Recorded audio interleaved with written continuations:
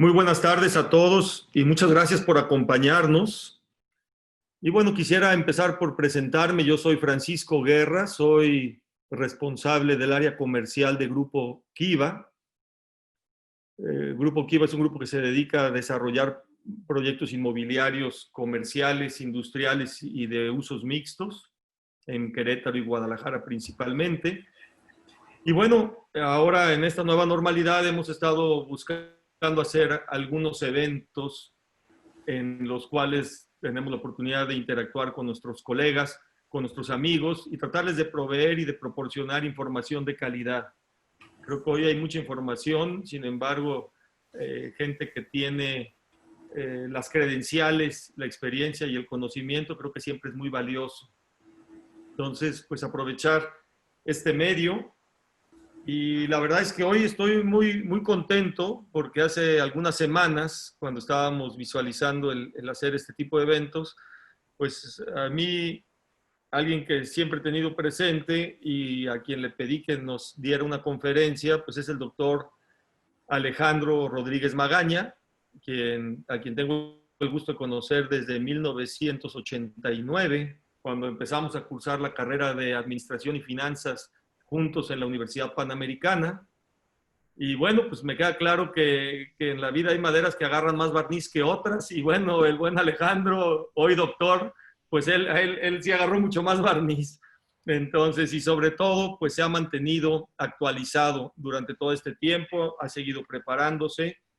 Y si me permiten, me quisiera rápidamente leerles un poco su reseña y algo de su experiencia tanto académica, docente y profesional.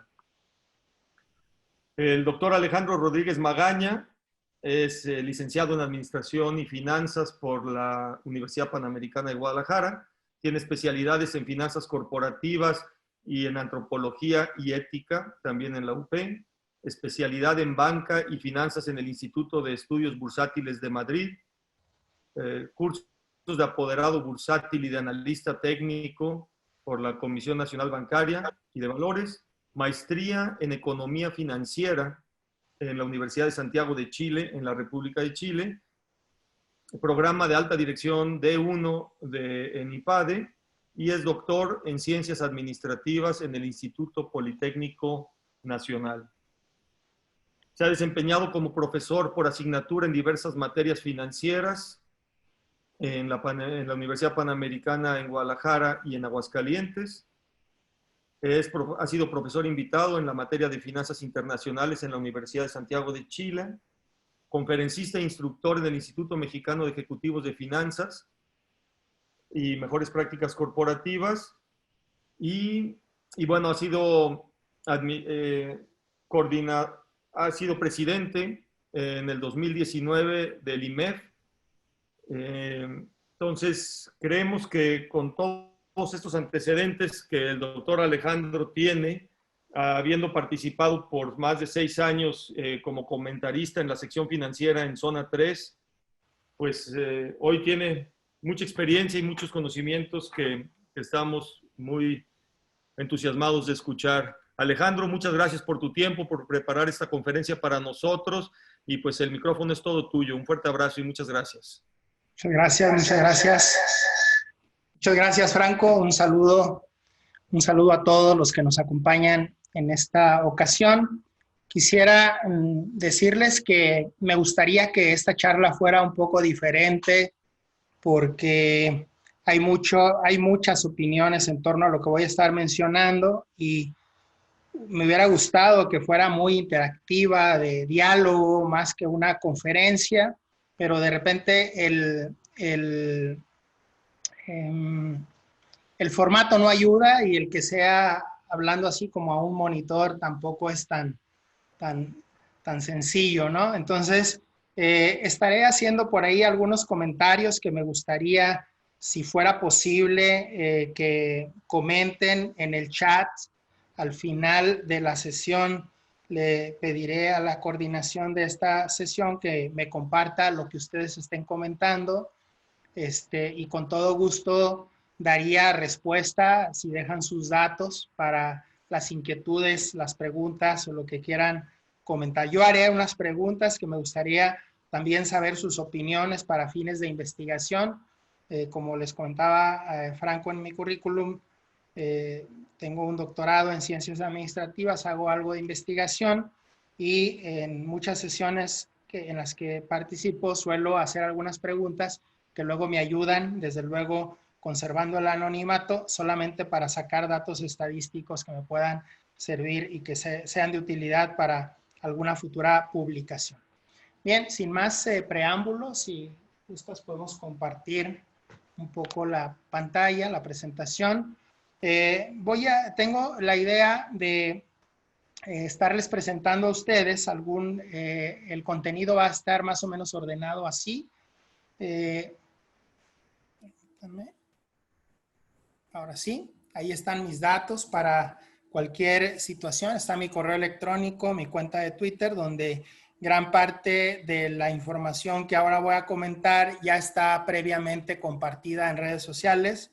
Así que si gustan leerla con un mayor detalle y con mayor precisión, porque siempre platicándolo se va algún dato o alguna referencia, pues ahí tienen un poco más las fuentes de todo lo que aquí voy a estar mencionando, que tampoco es que yo genere como tal la información, solamente la ordeno algunas ideas y luego las voy compartiendo con ustedes. ¿Qué vamos a ver aquí el día de hoy? Me gustaría ordenar la presentación de la siguiente forma. Les propongo que primero veamos algunas variables en las que tendríamos que darle seguimiento. Creo que es un tema importante. Variables relacionadas desde luego con este tema del capital de trabajo, que más adelante explicaré ese concepto para los que no somos tan contadores y que no estamos tan familiarizados con los estados financieros, nos quede más claro. Luego veremos un poquito de la situación actual de México para darle contexto a lo que es ahora sí el punto número 3, que es el capital de trabajo, donde trataré de explicarles, repito, los conceptos pues que son más de orden pedagógico para entender por qué es importante hacer una estrategia y por qué es importante trabajar en estos momentos con el corto plazo, que es precisamente los recursos del capital de trabajo de la empresa. ¿Qué debe hacer la pequeña y la mediana empresa para sobrevivir? Luego me hago yo un planteamiento en el que ahí les soltaré una pregunta en su momento. Liquidez o rentabilidad, ¿qué es en este momento lo que hay que privilegiar? Y los riesgos de la empresa. Hay riesgos inherentes, riesgos naturales, riesgos de mercado. Hay muchos tipos de riesgos que podríamos evaluar, pero a mí me gustaría meterme a lo que es la empresa en sí, ¿no? ¿Cuáles son los riesgos que enfrenta la empresa en su operación y cómo los podríamos medir? ¿Y cuáles son los riesgos financieros y cómo los podríamos medir? ¿De acuerdo? Bien, decía el fundador de la Universidad Panamericana y del IPADE, Carlos Llanos y Fuentes, que dirigir es anticiparse a la crisis, que hay líderes que son en los momentos críticos, lo son tal cual, son muy buenos, pero ahora hay que saber serlo antes de que llegue la crisis. Esta frase me llamó la atención, la sacaba yo para esta presentación porque está como puesta para lo que fueran las secuelas del COVID, ¿no? Como si estuviera pensada para, vamos a hacer algo, vamos a trabajar en ese liderazgo y en esa dirección que la empresa necesita para lo que viene. Porque en este momento, México, hay algunos países que ya pasaron por ahí, que están algunos regresando, pero en este momento México está enfrentando una crisis sanitaria todavía. Hemos visto cerca de 46 máximos, 46 picos en esa gráfica que nos muestran cada noche, en la que decimos, ahora sí llegamos al pico y ya lo que sigue es bajar y luego volvemos a llegar a otro pico y volvemos a llegar a otro pico. Y llevamos muchos picos y de repente en algún momento baja un poco la curva de contagios, se reducen los enfermos por COVID, lamentablemente porque algunos mueren, afortunadamente porque otros se curan. Sin embargo, el saldo por ahí se va manteniendo y lamentablemente con una tendencia al alza, ¿de acuerdo? Entonces, después de esto, yo quiero compartirles. Ya no me responde. ¿Me ayudas, por favor? En la siguiente, ahí está. ¿Cuáles son las variables a las que les podríamos dar un mayor seguimiento? Y aquí yo lo quise separar, aunque son variables que tienen que ver con México, yo las quise separar primero por aquellas a las que les tenemos que dar seguimiento fuera de México. Ahorita vamos a mostrar datos duros de algunos de estos. Fuera de México, hay que estar atentos para lo que vamos a hablar del capital de trabajo, de la calificación crediticia de México, por ejemplo. ¿Qué es la calificación crediticia? Va relacionada con el segundo punto que les planteo ahí, que es el riesgo país. La calificación crediticia, el riesgo país, es la forma en la que se nos ve o se nos mide como un país, como una economía que ofrece un riesgo adicional a otra economía mucho más sólida, mucho más consolidada, o que es una economía de referencia. Lo que hace estas métricas es cuánto México tiene que ofrecerle a un inversionista que quiera invertir en ese país, tal vez en una inversión directa o en una inversión de portafolio o en alguna otra, cuánto le tiene que ofrecer de premio por el riesgo. A mayor riesgo, mayor rendimiento. Es una máxima que tenemos en economía y finanzas. Evidentemente, si el país representa un mayor riesgo, cualquier inversión que pudiera llegar a ese país tendrá que ofrecer un premio por ese riesgo, un premio adicional. Por lo tanto, la conveniencia de mantener un riesgo país bajo. En este momento, México todavía conserva un grado de inversión.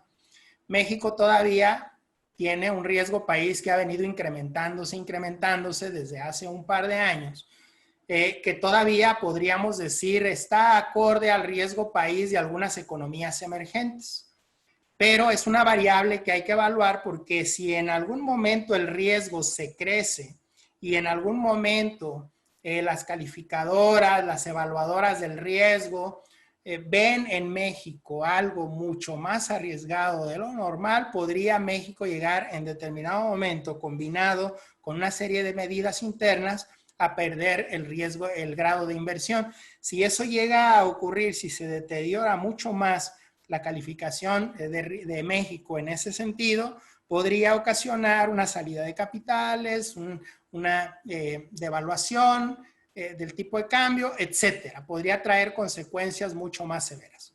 ¿Qué más hay que darle seguimiento? El TEMEC. El TEMEC, que me cayó esta sesión a mí sí como anillo al dedo, porque como sabemos, ayer entró en vigor el nuevo Tratado de Libre Comercio. Este nuevo Tratado de Libre Comercio, el TEMEC que le llamamos, pues es el TELECAN mejorado.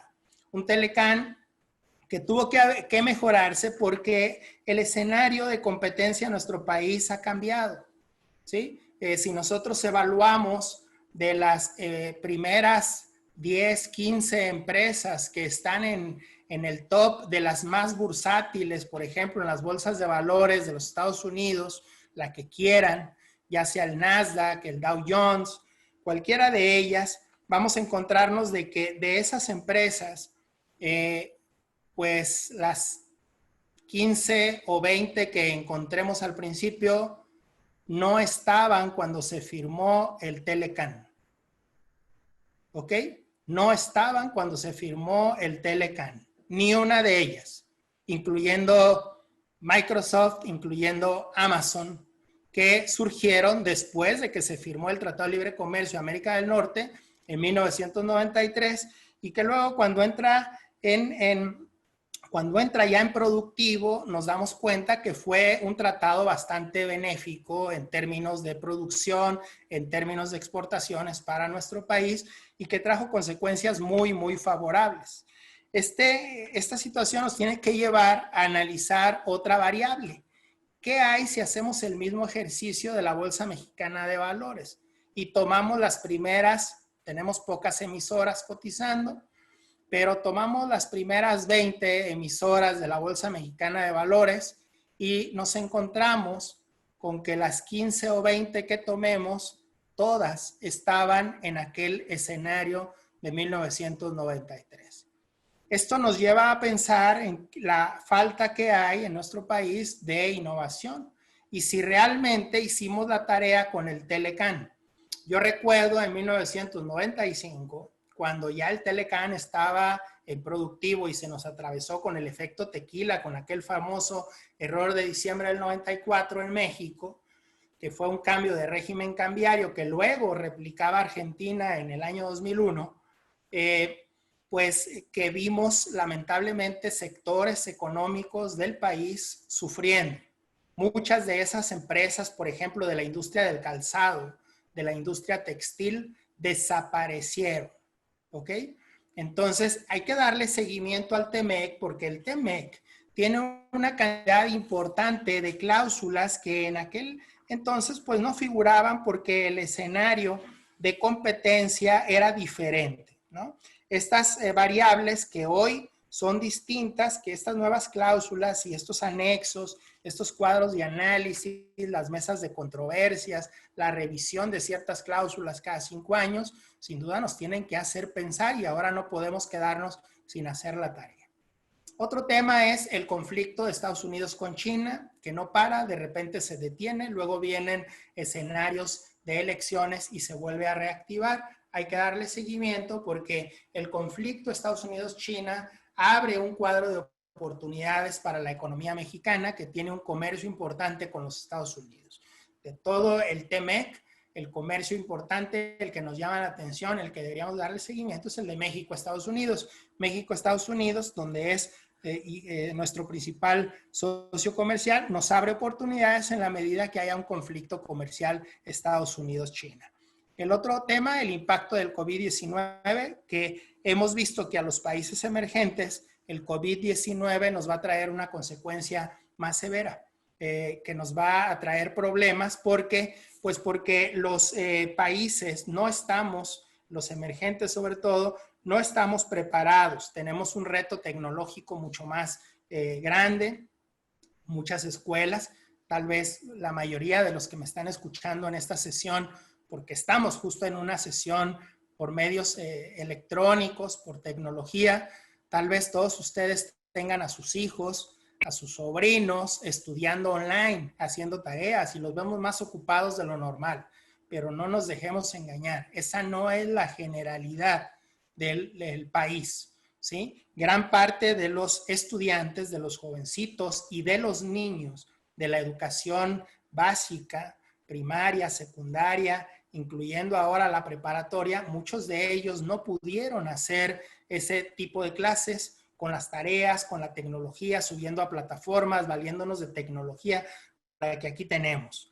Entonces, hay un reto tecnológico importante que no llegó nada más para el COVID, llegó para quedarse. Ahora se han descubierto cepas distintas de lo que es la H1N1, que ahí viene renovada y fortalecida y todavía no inicia el invierno, ¿ok? Es un reto tecnológico el que tenemos. También las economías emergentes tenemos la gran tarea de encontrarle este juego a los modelos híbridos. Las universidades pues todavía no sabemos cómo vamos a trabajar una vez que las autoridades nos permitan abrir, todavía no lo definimos. El impacto de todo lo que viene a los nuevos modelos de transporte público, el tema de bienes raíces, el ahorro en espacios que ahora se está buscando, el comercio digital, sin duda, el diseño de las ciudades tendrá que cambiar y se van a acelerar procesos que en este momento ya iniciaron en cada uno de los países emergentes. Programas de reactivación de la economía, que hemos visto que en los países altamente desarrollados hay estímulos para reactivar la economía de forma muy importante. Los emergentes no lo podemos hacer igual, hay que entenderlo, el presupuesto está destinado de otra forma, es como en una economía familiar, de repente vemos que hay un ingreso adicional en una familia humilde. ¿Qué hace la familia humilde? Pues tiene que comer, tiene que vestir antes de pensar en ir a comprar gel y a comprar mascarillas, ¿no?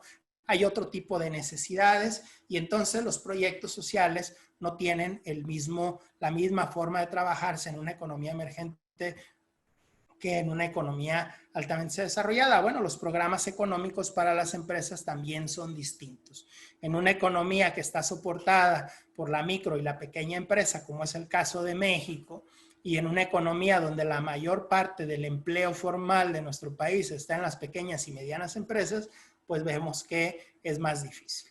Los conflictos geopolíticos, antes de la pandemia ya había conflictos geopolíticos que se quedaron así como en stand-by y que pudimos dejarlos un poquito de lado. Eso desde afuera de México hacia nuestro país. Pero luego hay otras variables ya dentro de México que hay que darle seguimiento. Las tasas de interés, las cuales definen el costo del dinero. Todo en la economía, lo he dicho en otras sesiones, tiene un costo, tiene un precio. Bueno, pues el precio del dinero se llama tasa de interés. Si la tasa de interés es elevada, es caro tener dinero o hay un estímulo para ahorrar dinero. Las tasas de interés que en este momento están bajando y vemos al Banco de México también haciendo un esfuerzo adicional por reducir las tasas de interés. Las tasas de interés son el costo del dinero y en la medida que el dinero es caro, pues se desincentiva a la inversión, se incentiva a que mejor lo ahorres y lo metas a un lugar donde te ofrecen atractivas tasas de interés. Cuando las tasas de interés están reducidas, como en este caso, y como hacia donde vamos, las tasas de interés provocan que, lo he dicho, si tienes el dinero, lo metes al aparato productivo.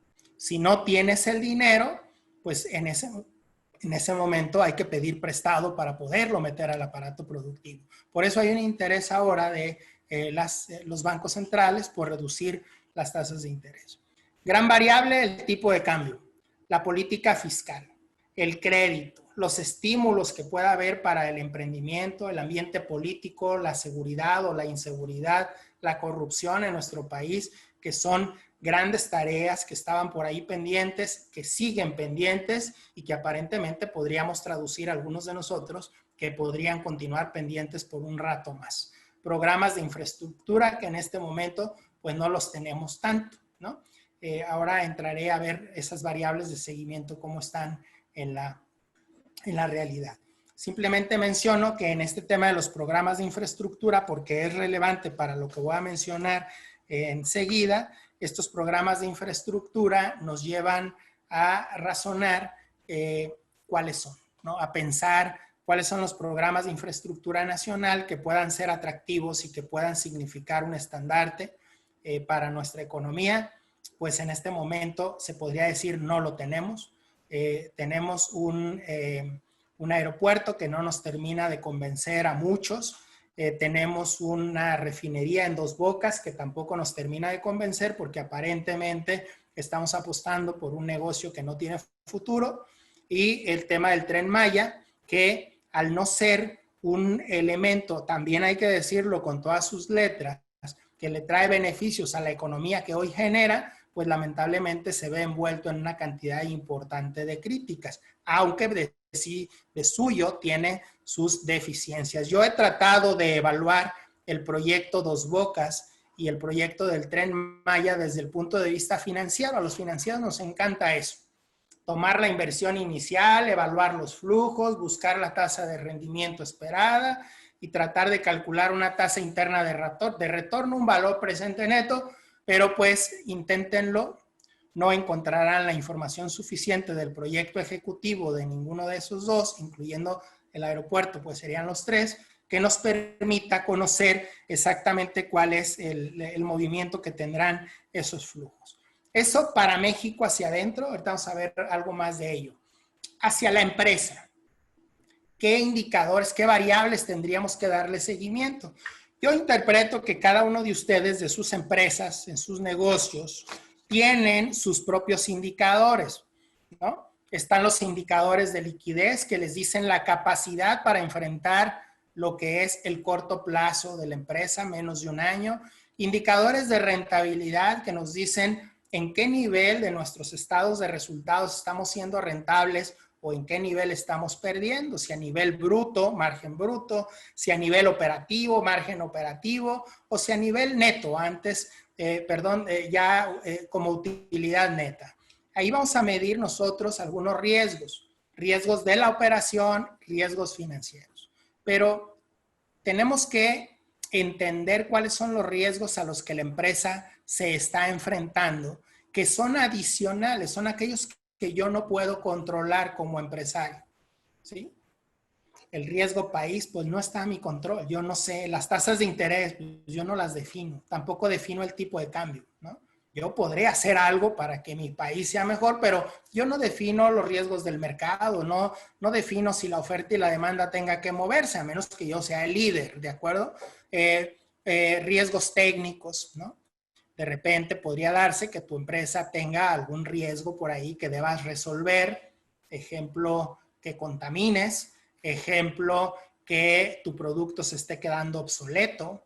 Ejemplo, que el empaque tenga que adecuarse a las nuevas reglas en cuestión de ecología, etcétera.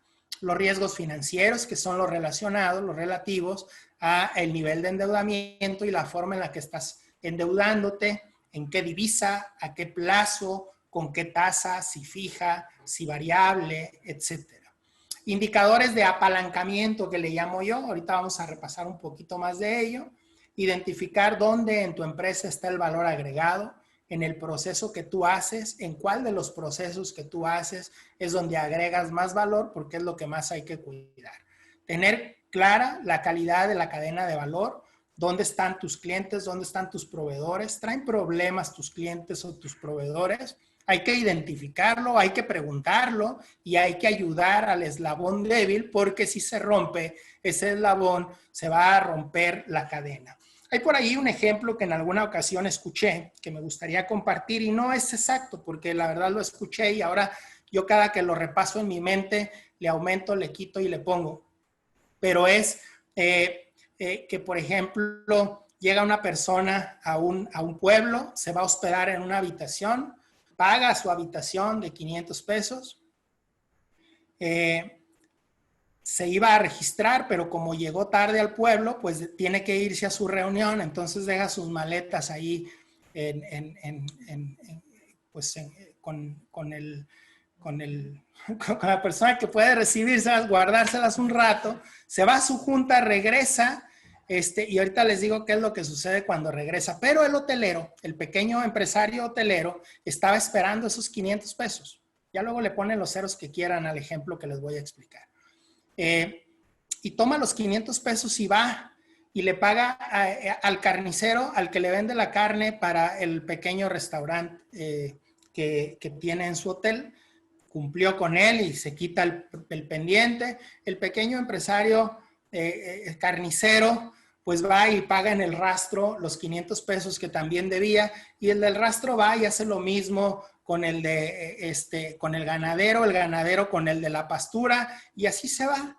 Y de repente uno de ellos, en algún momento de esta cadenita, llega nuevamente con el empresario y le dice los 500 pesos que te debía, y el hotelero vuelve a tener los 500 pesos en la bolsa, y llega más tarde aquel huésped que regresó de su reunión y dice, ¿qué cree?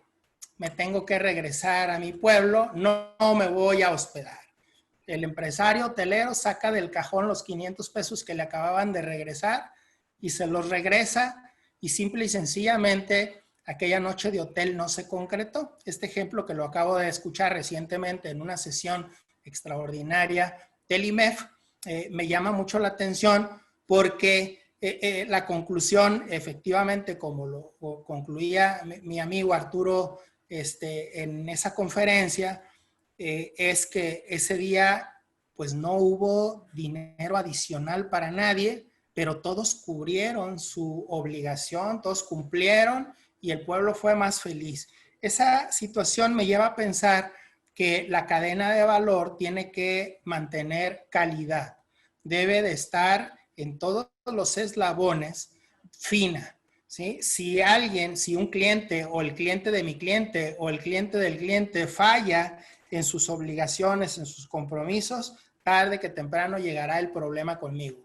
Pero también si algún elemento de la cadena resuelve su situación, créanme que tarde que temprano llegarán respuestas también positivas para mí. De esas variables que les mencionaba, ya hablando de la situación actual, ya pasando al punto 2. Las tasas de interés, pues en 5.50 hemos visto al Banco de México reduciendo las tasas de interés, ya estaba en niveles arriba del 7%, ya estábamos regresando a niveles de tasas de interés cercanos a la pre-crisis del año 2007-2008, ¿sí? Cuando tuvimos aquella situación, nosotros teníamos tasas de interés elevadas, producto de la crisis las fuimos disminuyendo, llegamos a un mínimo histórico y luego de repente volvimos a regresar a un proceso de normalización monetaria igual que todos los bancos centrales. Estábamos regresando a la normalización monetaria, que era regresar a lo normal, ¿no?, de la política monetaria, que el dinero tenga un costo y que tenga un coste acorde a una serie de variables de la economía. Cuando de repente se presentan estos escenarios que ahora estamos viviendo, y lamentablemente estos escenarios nos vuelven a llevar otra vez a reducir las tasas de interés para estimular la economía. Un tipo de cambio, ya hoy no es del todo preciso ese dato, es 22.92, ¿no? Con un tipo de cambio a la compra de 21.89 y a la venta de 22.86, nos ha demostrado que el tipo de cambio no es una opción de inversión. Entonces tenemos tasas de interés bajas donde no hay un estímulo para invertir en una cuenta. Tenemos un tipo de cambio de 22.76 que quien haya apostado por invertir en dólares en este momento está perdiendo, con unas tasas de interés que además se están reduciendo, una política fiscal que en nuestro país, sumando ISR, ISPT y todos los impuestos que se nos puedan ocurrir, IEPS y demás, estaríamos hablando de una tasa fiscal del 53% ya sumada en nuestro país. Y esto nos lleva a analizar que dentro incluso de los emergentes somos una de las economías con una política fiscal más agresiva en ese sentido. Los que pagamos impuestos, pagamos muchos impuestos y somos muy pocos los de la base tributaria. El tema aquí es que esto nos abre muchas oportunidades de inversión y nos abre, lo que nos dice es que hay que invertir en otro tipo de formas que no sean esas que están aquí expuestas. El crédito se ha moderado de forma importante, hay mucho miedo al riesgo, los estímulos al emprendimiento prácticamente no hay. Vimos que en nuestro país también ha desaparecido algunos de los programas que se tenían para estimular el emprendimiento. El ambiente político, el tema de la inseguridad y la corrupción, pues lo que ya sabemos, los programas de infraestructura que son esos tres, el aeropuerto de Santa Lucía, el Tren Maya y la refinería en Dos Bocas que no nos terminan de convencer. A ver, aquí a mí me gustaría, si pudiéramos, si me permites, compartir, por favor, antes de meternos de lleno a este tema de el, digamos que está hasta abajo.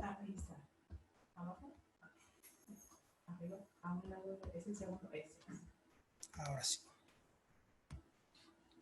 Bien, creo que podría ser que todos tengamos claro lo que es el capital de trabajo, porque voy a empezar a hablar mucho del capital de trabajo. No estoy tan seguro, así que quisiera brevemente compartirles esta parte del capital de trabajo como para tener una noción muy clara. En una empresa cualquiera tenemos un balance general, ¿no? Este balance general nos muestra, pues, de un lado del balance lo que son los activos, ¿sí? Perdón.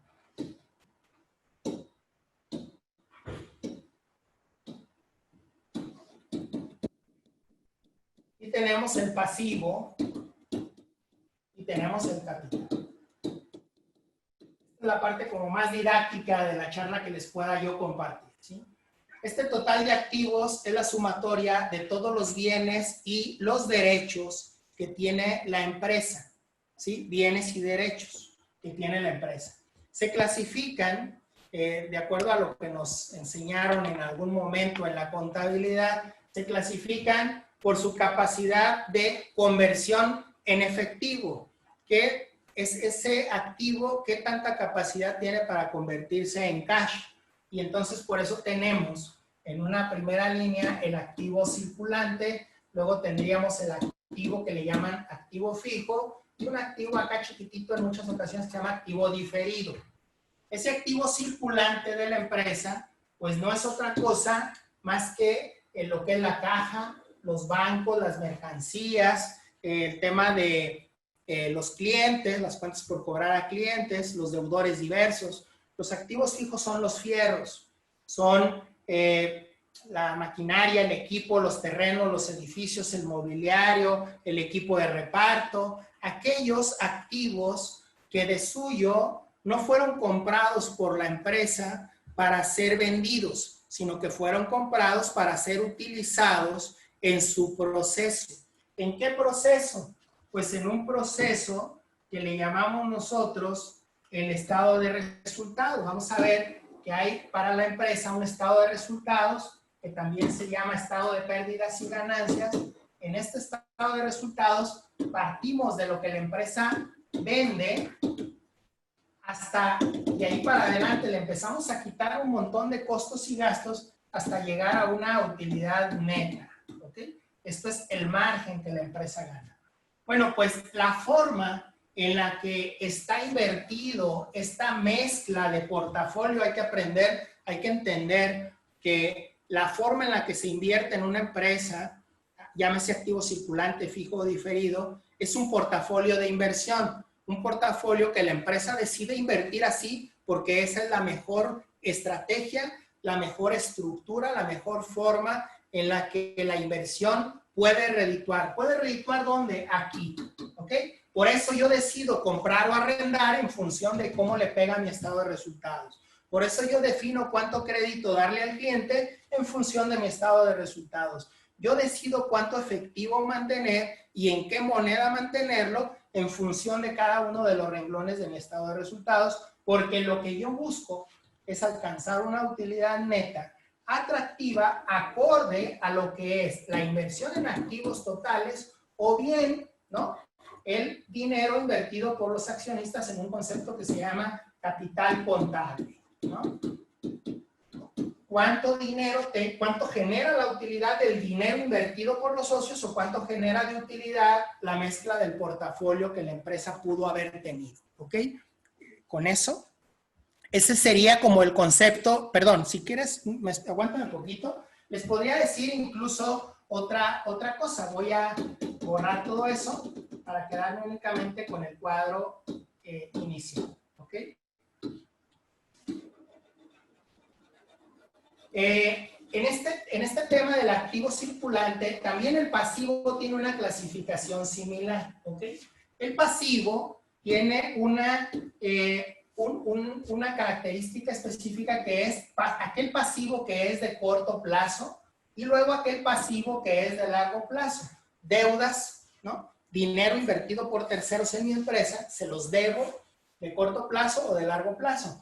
Gran parte del corto plazo se debe a proveedores que son sin costo, por lo menos sin un costo nominal, ¿no? Y también entonces tendríamos el activo circulante de este otro lado, un activo circulante que lo voy a dibujar así.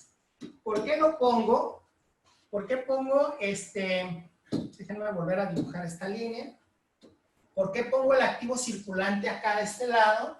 Porque lo que estamos buscando en la empresa es que la suma de los bienes y derechos que tiene invertidos la empresa y que se convierten en cash en menos de un año, tendría que ser superior a la suma de todas las deudas y obligaciones de corto plazo, a las que les llamamos pasivo circulante o deuda de corto plazo.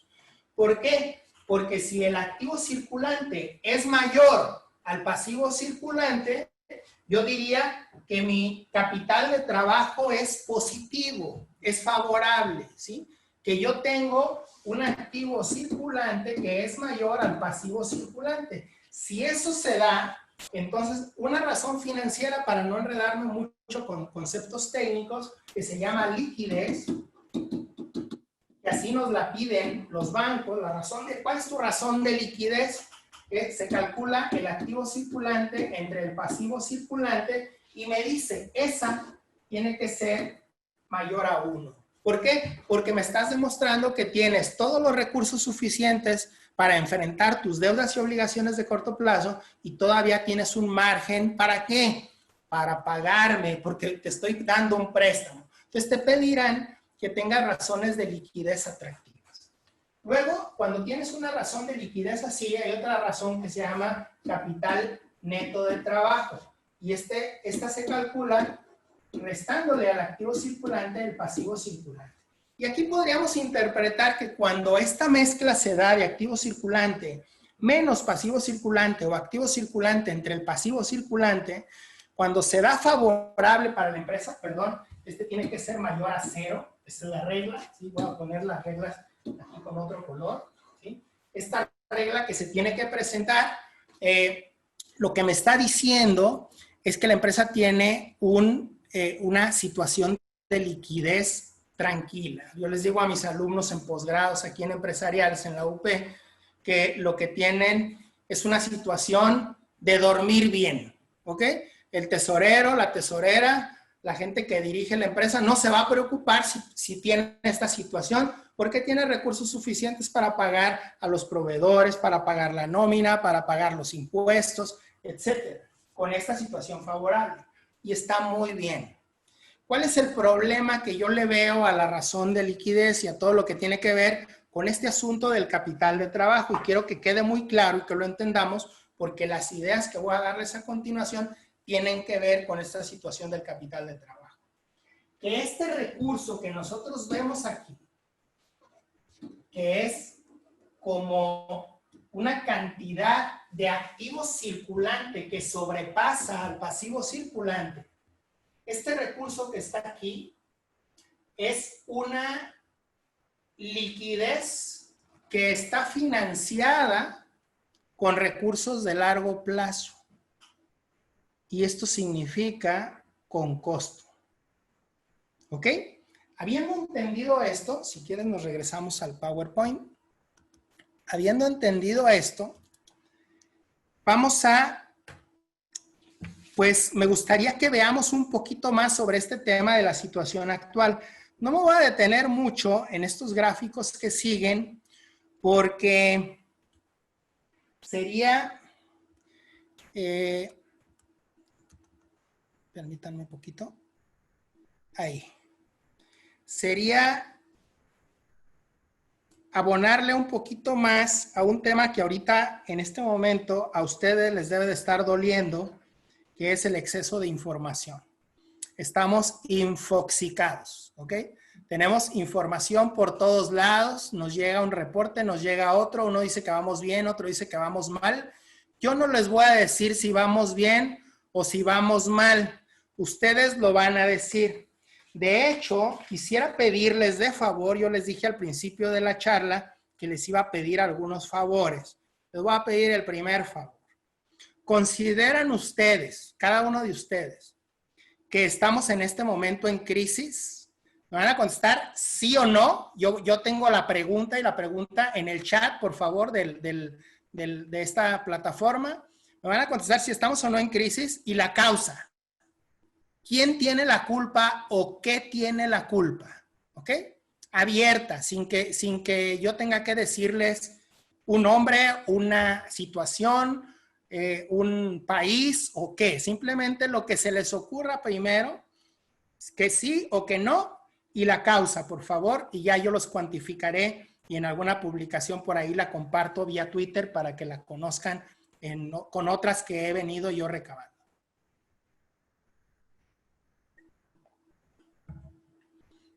Bien, voy a seguir para no entretener la charla, pero confío en que todos me van a contestar y me van a ayudar. ¿Consideran que estamos en crisis, sí o no? Y la causa, lo que ustedes creen que es que está ocasionando la crisis, si es que la hubiera, porque alguien podría decir no, pues nada más contésteme no y asunto resuelto. Pero yo aquí les voy a proponer estos gráficos. El primero que ustedes están viendo en este momento tiene que ver con el indicador global de actividad económica de nuestro país. Estos datos que están aquí no son míos, son del INEGI, ¿ok? Yo simple y sencillamente los saco de alguna de las plataformas. Esta en particular es de un economista importante aquí en la Universidad Panamericana, que es Israel Macías. Ahí está, él la tiene compartida en su cuenta de Twitter y en sus redes sociales. De ahí salió.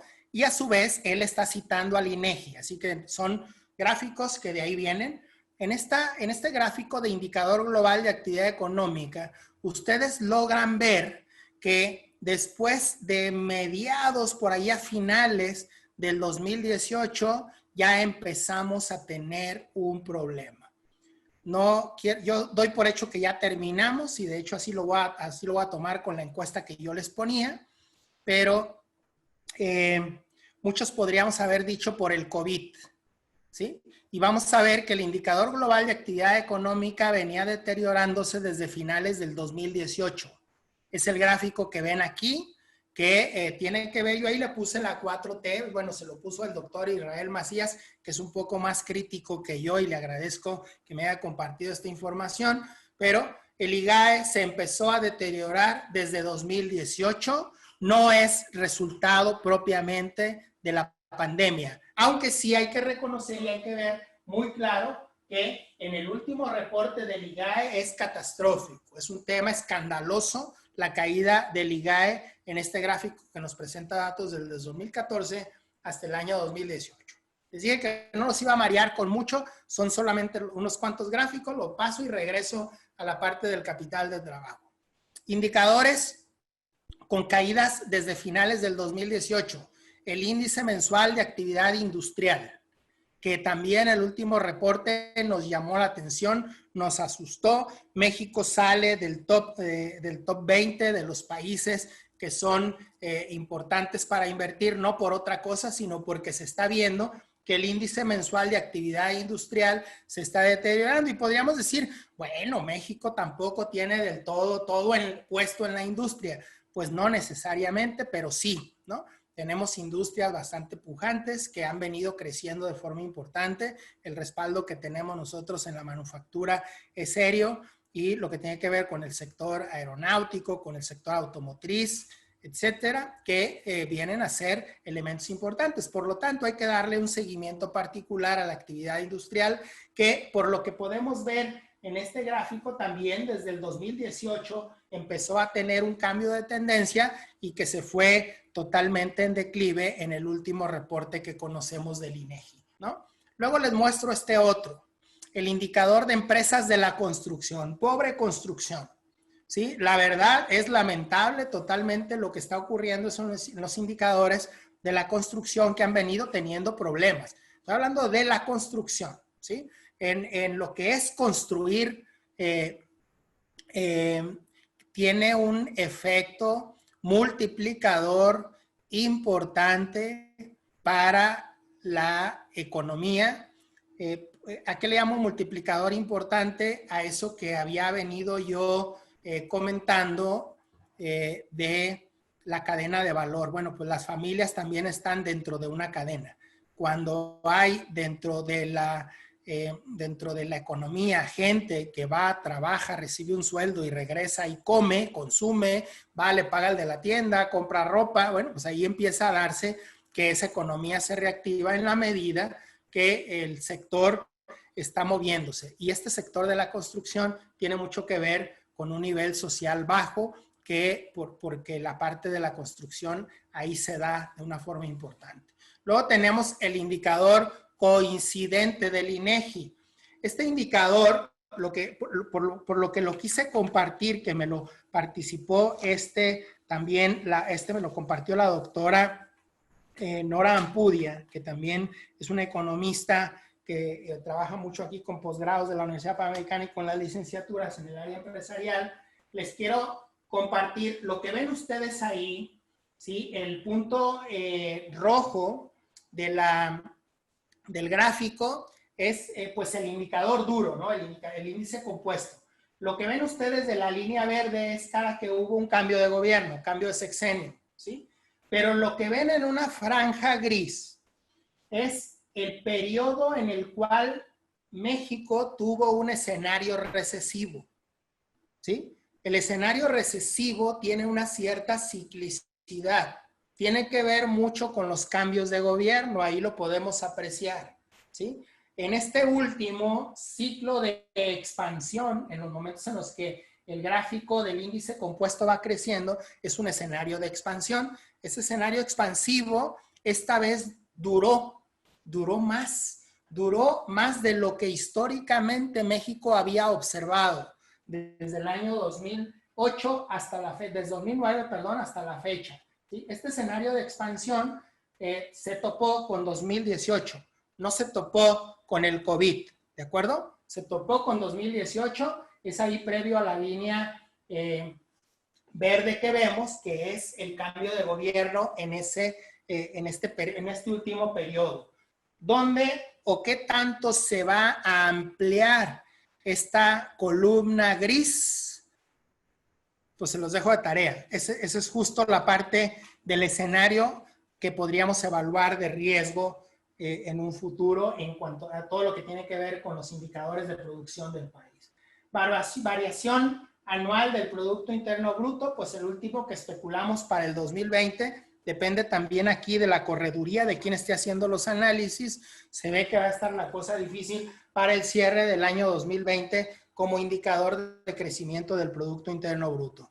Y penúltimo gráfico, que tiene que ver con las perspectivas económicas para México. Lo que nosotros vemos en el escenario morado, el azulito, no sé de qué color lo alcancen a apreciar ustedes en su pantalla, yo lo veo morado, es la expectativa que teníamos en enero del 2019 y la que vemos en rojo, es cuánto esperamos en mayo del 2020 por cada uno de estos analistas, porque pues cada uno de los analistas tendrá sus propios métodos de análisis econométrico y vemos ahora que hay de todo, ¿no? Pero no hay ni uno de todos los que se están presentando en este gráfico que tenga un escenario de crecimiento porcentual del Producto Interno Bruto para el 2020, pues favorable, ¿no?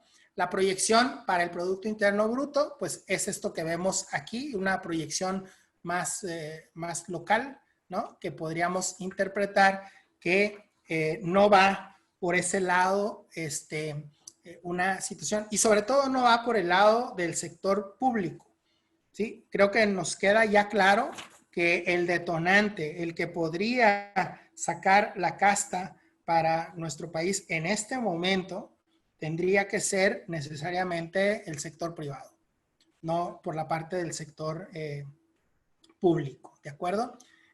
Bien, entonces regresamos, ya me quito los gráficos porque de estos ustedes los ven todos los días en todos los medios de comunicación, en las redes sociales. También me parece que Kiva les puede compartir la presentación sin problemas si dejan sus datos. Me regreso a esta parte del capital de trabajo. El capital de trabajo, les decía hace rato con mi presentación en la pantalla, que es la sumatoria de todos los activos, de todos los recursos, activos circulantes que la empresa tiene para operar en el corto plazo. Estos activos están caracterizados por su vocación para convertirse en efectivo. De hecho, yo les digo a mis alumnos, y a veces cuesta trabajo entender el concepto tal cual, que todos los activos de la empresa están llamados a convertirse en efectivo, absolutamente todos, ¿sí? Nada más que hay que ver cuándo. Los activos circulantes tendrán que convertirse en efectivo en menos de un año, pero por ejemplo, si nosotros hablamos de la maquinaria, bueno, pues la maquinaria produce un producto. Ese producto que produce lleva un costo que se traduce al mercado en el momento en que lo vendes. Cuando tú vendes el producto y lo cobras, estás recuperando parte de la máquina. El único tema es que la máquina no la recuperas en un año, la vas a recuperar en un plazo mayor. Y por eso se llama activo fijo. Por eso es una inversión que en la medida que van pasando los años, en esa medida, pues se está recuperando. Por eso se deprecia. Por eso cargas un porcentaje de depreciación, porque cada que metes un costo de depreciación en tu estado de resultados, estás recuperando una parte proporcional de tu maquinaria. El capital neto de trabajo, que ya les explicaba, que es el activo circulante menos los pasivos de corto plazo. Una razón de liquidez que nos tiene que en este momento preocupar, porque hay que tener recursos, pero tampoco es como para sentarnos en el dinero y cuidarlo tanto que no enfrentemos nuestros compromisos, nuestras obligaciones, porque si eso hacemos, estamos dañando una cadenita en la cual tarde que temprano se nos regresa, como el ejemplo que gráficamente les proponía, ¿no? La razón de prueba del ácido, que es cuando a tu razón de liquidez la sometes a una prueba de estrés, tu razón de liquidez la castigas y lo que haces es le quitas al activo circulante los inventarios, que son dentro del activo circulante la parte menos líquida, ¿sí? Esa parte menos líquida de los activos circulantes es porque el inventario, para poderlo convertir en efectivo, primero lo tienes que vender y luego lo tienes que cobrar, ¿no? Entonces, una forma importante que de hecho lo piden los bancos cuando nos endeudamos es muéstrame tu razón ácida o tu razón de prueba del ácido. Y lo que hacemos nosotros en el análisis es al activo circulante quitarle los inventarios. Bien, la rotación de cartera, qué tanta capacidad, qué tanta calidad tiene tu lista de clientes, están cumpliendo, están pagando a tiempo, te están comprando constantemente, compran, pagan, eso define tu ciclo de operación, igual que el manejo que le puedas dar a tus inventarios.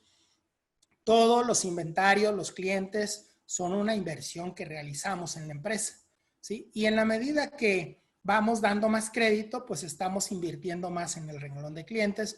En la medida que tengo más productos en el almacén, estoy invirtiendo más en los inventarios.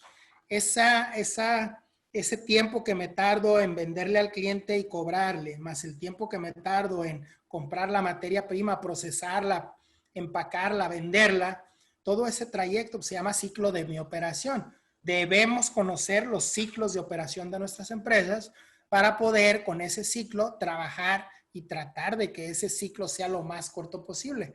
Por otro lado, hay un elemento que nos ayuda en el ciclo de la operación, que son los proveedores, ¿no? Personas que nos sueltan productos sin que nosotros se los paguemos.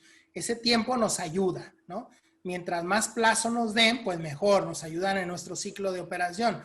Mientras mejores condiciones nos dé el proveedor, desde luego que nuestro ciclo operativo se verá más favorecido.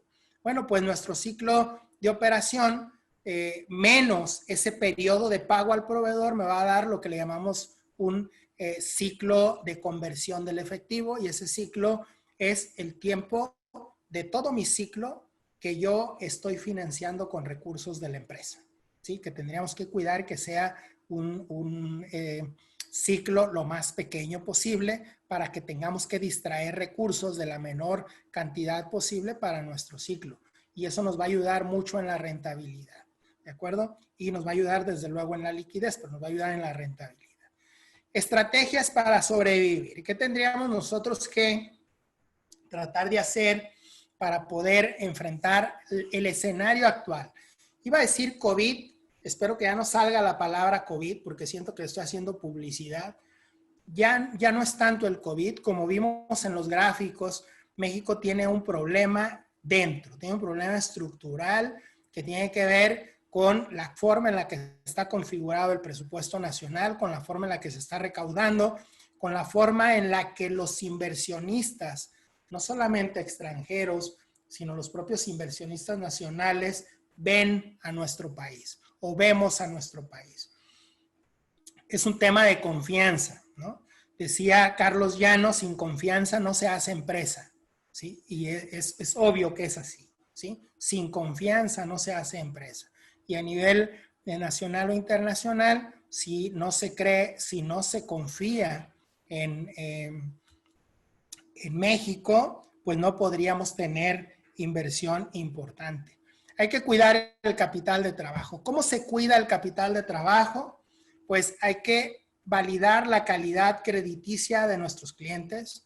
Hay que verificar nuestros productos. Hoy que están abriéndose, reabriéndose negocios, ¿cuánta cantidad de producto no vamos a ver de inventarios obsoletos que van a estar por ahí en los estantes? Hay que cuidar que los inventarios se empiecen a reducir porque son inversiones importantes. Hay que mantener un saldo de caja atractivo. Hay que tener las cuentas por cobrar necesarias para que la operación se mantenga. Es importante, desde luego, reducir los inventarios, pero ¿por qué? Porque es caro tener los inventarios. Ahora lo vamos a ver mucho con los inventarios obsoletos. Pero créanme es más caro no tener los inventarios cuando el cliente los esté necesitando. Por lo tanto, hay que ver esos niveles adecuados, buscar los puntos de reorden apropiados, etcétera. Hay que reinventarnos. Hemos visto casos de todos. Vimos aquí en Jalisco empresarios y gente del sector hotelero incursionando en el tema de alimentos, dándole fuerza al restaurante en lugar de a la habitación. ¿Por qué? Pues porque nos tuvimos que reinventar. Empresarios restauranteros que no creían en el tema de para llevar, no les quedó de otra y ahora es lo único de lo que pueden vivir. Y entonces hay que reinventarse, hay que buscar, hay que ser creativos, ser consciente de las fortalezas que pueda tener mi empresa, de las debilidades que tengo, porque con las fortalezas hay que aprovechar para hacer algo más y con las debilidades pues hay que superarlas, hay que enfrentarlas adecuadamente. Aprovechar las oportunidades, sí las hay muchas, es el momento. A mí en muchas ocasiones en cursos de finanzas me han cuestionado en este momento, ahorita, en mi situación, me plantean una situación como la que ahorita tenemos. Volatilidad, crisis, desinformación, cambio de paradigmas. ¿En qué me recomiendas invertir? Bueno, pues invierte si tienes la oportunidad en ti. Invierte en ti, en tu educación, en tu formación, en un posgrado, invierte. Segundo, pues trata de que tus inversiones tengan una protección, una cobertura natural derivada del giro en el cual estás invirtiendo. Y hay giros que han estado tan castigados que podrían convertirse en una oportunidad importante. Muchos de ellos en el sector inmobiliario, otros más en el sector industrial, en el sector de la construcción. Aprovechar esas oportunidades, enfrentar, repito, las amenazas. En el elemento de la liquidez, hay que buscar que el financiamiento del capital de trabajo sea el adecuado para tu organización. Asesórate, busca, ¿sí?, alguien que sepa de finanzas, que te pueda decir cuál es el nivel adecuado de cada uno de los renglones de corto plazo que debes de tener. No es bueno en este momento tener el dinero en efectivo sin hacer nada. Hay que ponerlo a trabajar, hay que ponerlo a producir. El corto plazo, con corto plazo. Es una máxima que tenemos también en finanzas. Y el largo plazo, con largo plazo. Si cuento con excedentes de liquidez en este momento, hay que invertirlos de largo plazo para que puedan significarme un ancla adicional en momentos de volatilidad. ¿Qué significa tener liquidez? Ya lo dije. Significa tener activos circulantes por encima de los pasivos circulantes. Tampoco nos azotemos. Tampoco queramos tener una razón de liquidez menor a 1, porque entonces vamos a tener un problema de liquidez y no vamos a poder enfrentar nuestras obligaciones de corto plazo, aunque mucho dependerá de cómo se mueve mi ciclo, ¿sí? Caso muy típico, el de las empresas tipo Walmart, ¿no? Que venden prácticamente con un con un periodo promedio de cobro de 6 días y pagan con un periodo de pago promedio de 90. Pues hacen negocio, le dan muchas vueltas a su activo circulante antes de tener el compromiso de pagar. Bueno, lamentablemente no es para todas las empresas el que puedan tener un ciclo de operación tan favorable y entonces sí tenemos que preocuparnos por los niveles de liquidez. ¿Se puede ser rentable sin tener liquidez y viceversa? Sí, sí se puede ser rentable sin tener liquidez y sí se puede también ser líquido, tener mucha liquidez, pero sin tener la rentabilidad adecuada, porque estás vendiendo por debajo del precio, porque tienes problemas para sacar tus inventarios. También pueden coexistir ambas, ser rentable y ser líquido, ¿ok? Los riesgos de la operación se miden al nivel de tus gastos operativos. Esto, para poder lograr un nivel de operación adecuado, tendrías que trabajar en tus costos variables unitarios. ¿Qué es el costo variable unitario? ¿Cuánto lleva tu producto de materia prima y cuánto lleva de mano de obra directa? También tendrías que trabajar en los gastos de la operación, aprovechando que los gastos de la operación tienen un gran componente fijo y muy poco variable. De hecho, en su mayoría, por naturaleza, tendría que ser fijo, aunque hay sus excepciones en algunos casos de ciertos sectores. La palanca de la operación es cómo un cambio en el nivel de ventas, y ahorita es un tema interesante que conozcas tu palanca de operación, cómo se repercute en un cambio en tu utilidad de operación, ¿sí? ¿Qué tanto impacta? Y esta es una relación precio, costo, volumen, utilidad. La palanca financiera tiene que ver con el costo de la deuda que estás contrayendo, de qué forma te estás endeudando. Hay que ser muy agudo en analizar y evaluar cómo te estás financiando. Y eso te va a ayudar a medir tu palanca que le llamamos financiera. Y desde luego una combinación de la operación y las finanzas te va a dar tu palanca total. Hay que conocer tu punto de equilibrio. ¿Cuál es el nivel de ventas con el cual no ganas ni pierdes? Oye, porque no quiero ganar y perder. No. Simplemente hay que conocer el punto de equilibrio, tanto de la operación como neto, porque lo que necesitarás en algún momento es poder decir cuál es tu piso, ¿sí? Hay ocasiones, y esta es una de ellas, en las que no quieres ganar, quieres en cierta forma permanecer.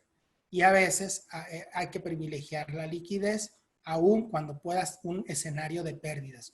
¿Por qué se puede hacer eso? Porque un gasto importante, por ejemplo, es la depreciación en tus gastos operativos. ¿De acuerdo? Ya voy a terminar, me quedan 2 diapositivas. Y voy concluyendo. Hay que privilegiar en este momento la liquidez sin exagerar porque puede ir en contra de tu rentabilidad. Hay que mantener los márgenes en la empresa. Hay que cuidarlos, ¿sí? Tienes precio menos costo variable, eso te da un margen. Se llama margen bruto. Luego sigue la resta de los gastos de operación y sigue otro margen, se llama margen de operación. Hay que cuidarlo.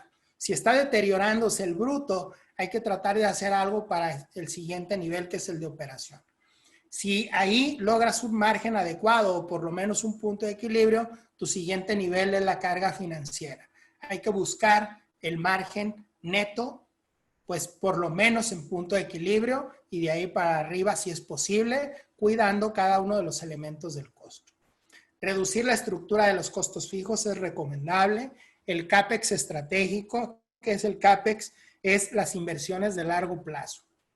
Es el momento de que las inversiones de largo plazo tengan un fuerte componente de estrategia en la decisión directiva que mencionábamos. Cumplir con las obligaciones. No faltemos a las obligaciones que tenemos, porque tarde que temprano estaríamos nosotros dañando nuestra propia cadena de valor. Y si dañamos la cadena de valor, estaríamos dándonos un balazo en el pie y en algún momento se regresa con un problema para nosotros. Hay que encontrar nuevas formas de hacer. ¿De hacer qué? De hacer negocios, de hacer empresa, de hacer trabajo, de hacer home office, de hacer todo lo que en este momento estamos viviendo. Cierro con esta frase, que es una frase también del doctor Carlos Llano, que dice, vale más ponerse la meta de la excelencia y no lograrla que la meta de la mediocridad. ¿Y qué creen? Es así, se consigue muy fácil. Por lo tanto, hay que aspirar en cada uno de los proyectos que ustedes tengan a algo interesante, a algo atractivo que nos pueda permitir quizá no lograr totalmente lo que tan ambicioso nos propusimos, pero créanme que lograrán algo más que si se hubieran puesto la meta de la mediocridad. Sería todo, creo que me excedí un poquito, una disculpa. No sé si tuvieron alguna pregunta, si la pusieron por ahí en el chat, créanme que les voy a contestar, pero si hubiera alguna, con todo gusto podríamos atender. Ok, esta es una combinación del activo circulante con el pasivo circulante. El activo circulante, que son esos bienes y derechos que tienes que en menos de un año se van a convertir en efectivo. Tú no le das crédito al cliente a más de un año, ¿no? Bueno, justo estoy hablando, tengo enfrente ahorita en mi pantalla, apareció Franco, en el tema del sector inmobiliario cambia un poco, porque precisamente gran parte de los productos que manejas en el inventario pues serán inmuebles, ¿no? Y es prácticamente lo que se trabaja y son largo plazo, son inversiones estratégicas importantes. Pero en la empresa normalmente el corto plazo, que es el activo circulante, lo financiamos con pasivo circulante, que es pasivo de corto plazo. Sí.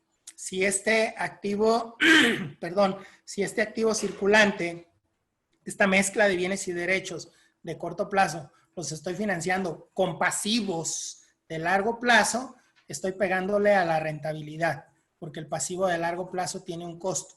¿no? Y suele ser un costo elevado.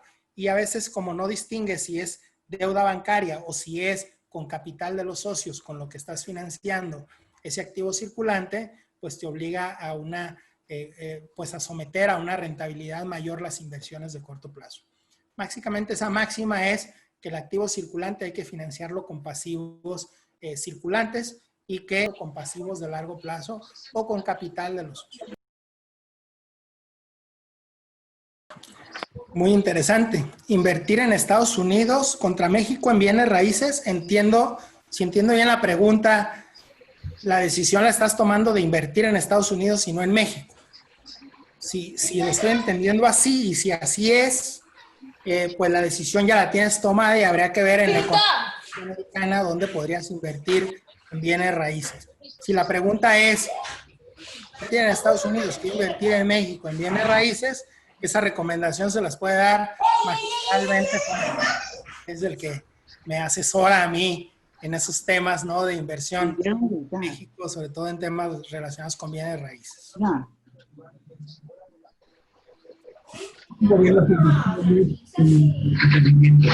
¿Alguna otra inquietud? ¿Cómo consideran las inversiones en el entretenimiento? Bueno, si no tienen más, tienen mis datos, mi correo electrónico. Yo me quedo a sus órdenes, igual a través de Franco podría... Tengo una pregunta. Si le activas el micrófono a Franco. Yo sí tengo una pregunta. ¿Escucho? María Izquierdo, una pregunta. Sí, mi pregunta es, ¿cuál sería la recomendación ahorita para las MIPYMES? Para las pequeñas y las medianas empresas, a ver, una vez que está pasando todo esto, bueno, a ver, hay que aclarar que si surge una vacuna, como incluso se ha comentado en las noticias entre ayer y hoy, pues todos estos escenarios se pueden cambiar de forma sustancial, ¿ok? Pero mientras eso no lo tengamos totalmente confirmado, hay que seguir hablando de esto que estamos platicando en este momento. ¿Qué les diría a las pequeñas y las medianas empresas? Que hay que estar atentos a lo que son las políticas públicas que se puedan tener en cuestión de estímulos o de incentivos para la reactivación económica, porque hay que aprovecharlas todas las que se puedan y todas las que se acoplen a las necesidades que pueda tener cada una de sus empresas. Yo les diría, conoce tu empresa, hay que conocerla muy bien, hay que evaluar todos estos indicadores, las métricas de liquidez, las métricas de rentabilidad, hay que hacer un buen diagnóstico y que conozcas tu cadena, tus clientes y tus proveedores, platica con ellos, acércate, tienes que saber cuál es su situación crediticia, cómo están sus finanzas, porque esa situación, tarde que temprano, puede traerte a ti dividendos y puede ayudarte a salir del problema mucho más rápido. Hay que hacer acuerdos, hay que acercarse a los acreedores y hay que negociar. No es malo deber, lo malo es deber de forma irresponsable, no enfrentar el compromiso, la obligación. Hay que hacer acuerdos, hay que asociarse, hay que unirse con gente que sabe, hay que buscar asesoría y yo diría que mucho también que podamos, como pequeñas y medianas empresas, cuidar el principal activo que creo que tenemos, que es el personal, la gente que tenemos, desde luego su salud, pero esas personas nos han costado mucho en muchas ocasiones formarlos, hacerlos que entiendan la empresa, que conozcan el negocio que estamos y nos han apoyado, nos han ayudado a crecer. Entonces hay que cuidar esa parte y desde luego que si logramos cuidar el elemento humano, los negocios tarde que temprano tendrían que llegar. Alejandro, mucho tener que ver con conocer tu empresa, darle un poco de juego a ese personal estratégico. Alejandro, muchísimas gracias por esta excelente exposición. La verdad es que creo que nos dejas a todos pensando y reflexionando. Y yo quisiera nada más para terminar hacerte una pregunta. Veíamos esos ciclos que son repetitivos y que en todos los casos la economía mexicana ha tenido la oportunidad de regresar. Estamos hoy en un ciclo que se ha alargado y todo apuntaría si nos vamos a la historia, en que estaríamos en un punto de inflexión y que deberíamos de empezar a crecer. Y ahí tú consideras que el invertir en un bien raíz productivo en México es una buena alternativa. Sí, claro. Claro, invertir en un bien raíz, invertir en la industria, invertir en ciertos sectores que han venido castigados, la construcción, lo que podría ser el sector turístico, que han sufrido durante este tiempo, pero que desde luego después de la tempestad viene la calma. A mí me parece que el sector inmobiliario es un ancla de valor. De hecho, vimos en gran medida que la deuda que soporta proyectos inmobiliarios fue atractiva en este periodo porque además de ofrecer rendimientos fijos, son rendimientos que tienen una proyección de largo plazo. Hay que refugiarse, así como lo hacemos históricamente en economía, lo que viene siendo el patrón oro y el refugio en el oro cuando hay escenarios de volatilidad. Pues me parece dentro de lo que es la economía mexicana un refugio de valor sería esta parte desde luego inmobiliaria. ¿De igual manera, Alejandro da consultoría a empresas, periodista, imparte charlas? Entonces creo que es muy sano podernos apoyar en gente como tú que conoce las buenas prácticas que debemos de tener en las empresas y más en momentos como los actuales en donde tenemos que ser muy cautelosos para sobrevivir y salir adelante. Y ahora aprovechar esa gráfica que seguramente si la vemos en 1 o 2 años, pues tendrá que tener un crecimiento y que la parte más complicada esperamos que ya haya pasado o estemos terminándola, ¿no? Yo quisiera en representación de Grupo Kiva, doctor, agradecerte muchísimo el tiempo, el haber preparado estos conceptos, esta información que para todos es muy valiosa, hacerte llegar un fuertísimo abrazo. Y pues estaremos en contacto y en comunicación contigo y de verdad nuestro agradecimiento por esta atención hacia todos nuestros inversionistas, colegas, colaboradores que se unieron hoy y a todos ustedes, de verdad, muchas gracias por haberse enlazado, por regalarnos esta hora y cuarto de su tiempo. Espero que haya sido de utilidad y que le hayan sacado algún provecho. Gracias a Muchísimas todos. gracias. Hasta luego. Muchas gracias.